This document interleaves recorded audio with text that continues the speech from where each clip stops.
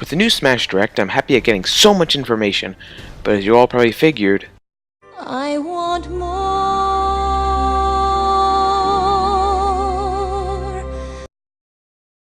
But until then, I'm going to tell you some of my fan theories on Smash Bros. 4. First off, I'm certain that Captain Falcon, Ness, and Jigglypuff will be coming back. They've been members since the beginning, and up to now have been in every game in the series, so I doubt Sakurai will change it for this game. Also, I'm willing to bet there'll be at least one more Pokemon character. And no, it's not Mewtwo.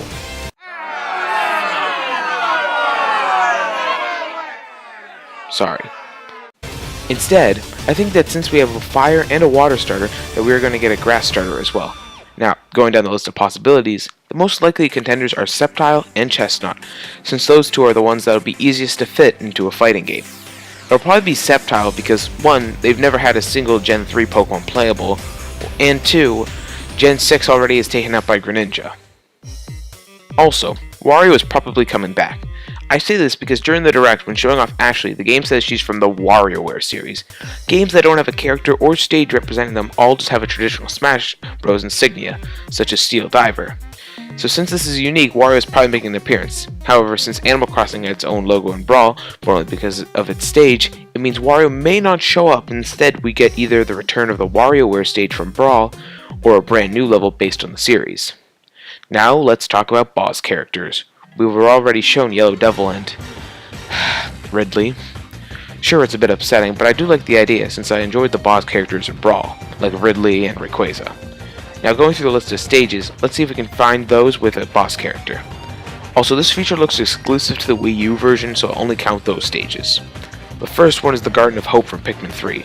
Now while the garden does have 2 bosses in it, neither of them look like they actually work for a Smash Bros. Stage.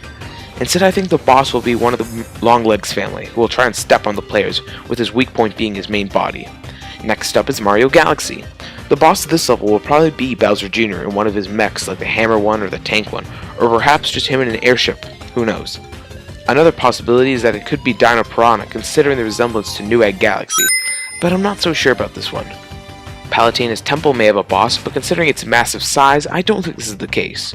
All the stages confirmed to have a boss so far have been flat, smaller stages, and Palutena's Temple doesn't fit into this category. Next up, Windy Hill. The obvious choice for this one would be Zaz of the Deadly Six, considering that this is where in Sonic Lost World you had a boss fight with him. He'll probably also have that giant yellow head thing with him. And the last one so far is the Kalos Pokemon League, which may have the Elite Four or Champion throwing in a Pokemon for you to battle. We don't really know how the stage will work yet, but possible bosses could include Mega Gardevoir, Goodra, or any other members of the Champion or Elite Four's teams.